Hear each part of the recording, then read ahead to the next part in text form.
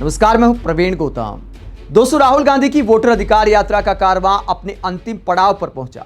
बिहार की राजधानी पटना पहुंचा तो एक बार फिर भारी जनसैलाब देखने को मिला। कांग्रेस ने, आरजेडी ने, इंडिया गठबंधन ने अपनी राजनीतिक ताकत दिखाई, जन समर्थन दिखाया, शक्ति प्रदर्शन किया। पटना की सड़कों से लेकर गांधी मैदान तक भीड़ दिखाते हुए यह दिखाने की कोशिश की गई कि देखिए, बिहार चुनाव का मोमेंटम हमारे साथ है, जन समर्थन हमारे साथ है। विशाल जनसभा से पहले इस तरह रोड शो किया राहुल गांधी ने। तेजस्वी यादव यहां पर दिखाई दे रहे हैं, हेमंत सोरेन यहां पर दिखाई दे रहे हैं, सीपीआई के लीडर हैं, तृणमूल कांग्रेस के नेता भी पहुंचे हैं।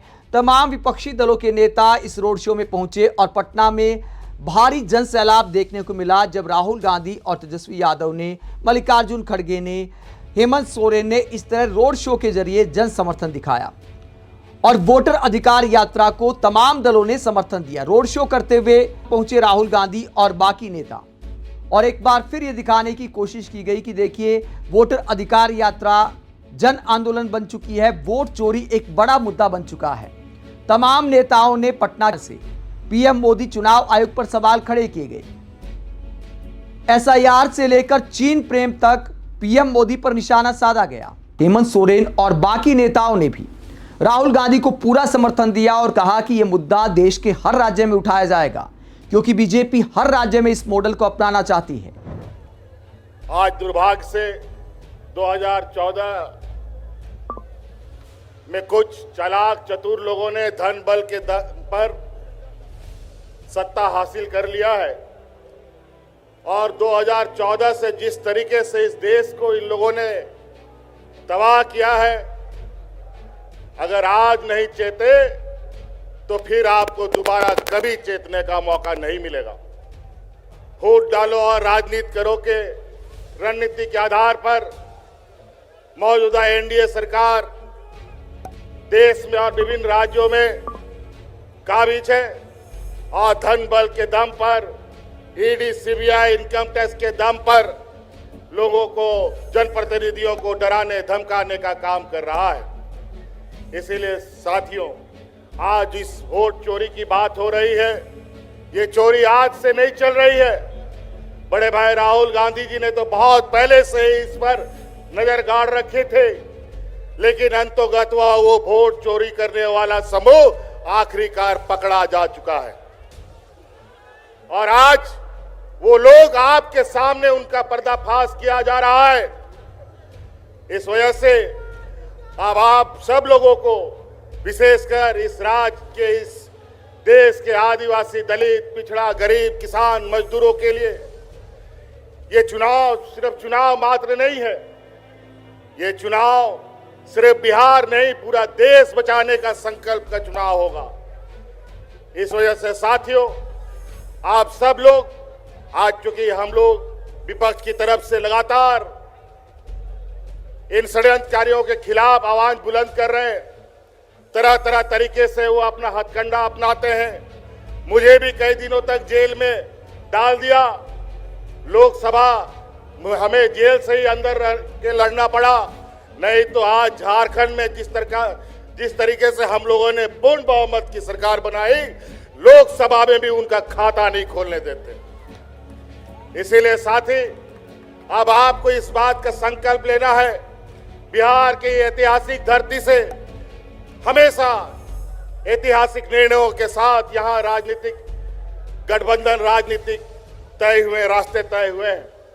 इसीलिए आप सब लोगों से ये आग्रह है, जिस तरीके से इन लोगों ने यहां पर वोटर रिवीजन का काम किया, हमें पता है स्पेशल वोटर रिवीजन होता है, इंसेंटिव वोटर रिवीजन होता है, लेकिन इंसेंटिव और स्पेशल वोटर रिवीजन कहां से होने लग गया? ये दोनों कब से आ गया? बड़ा ही विचित्र। और आज इन्हीं के द्वारा प्रकाशित वोटर लिस्ट के माध्यम से इन लोगों ने देश की गद्दी संभाल रखी है। आज इनको बर्खास्त करके, इनको इस्तीफा दे करके पूरे देश में स्पेशल वोटर इंसेंटिव रिवीजन कराते हैं, ये भी मंजूर है।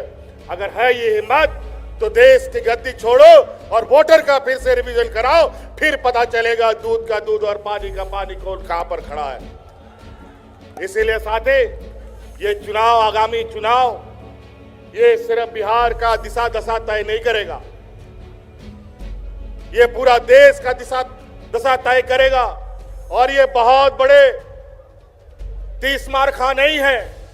जिस समय मजदूर, किसान, आदिवासी, दलित एकजुट हुआ, तब ये कहीं नहीं टिकते। इसीलिए साथी, आज आप लोगों से यही आग्रह, विनती और आह्वान करने आए हैं कि ये आवाज दूर दूर तक फैलाइए, जन जन तक पहुंचाइए कि आज इस देश में किस तरीके से कालाबाजारी चल रहा है, किस तरीके से आपके हक अधिकार मारे जा रहे हैं।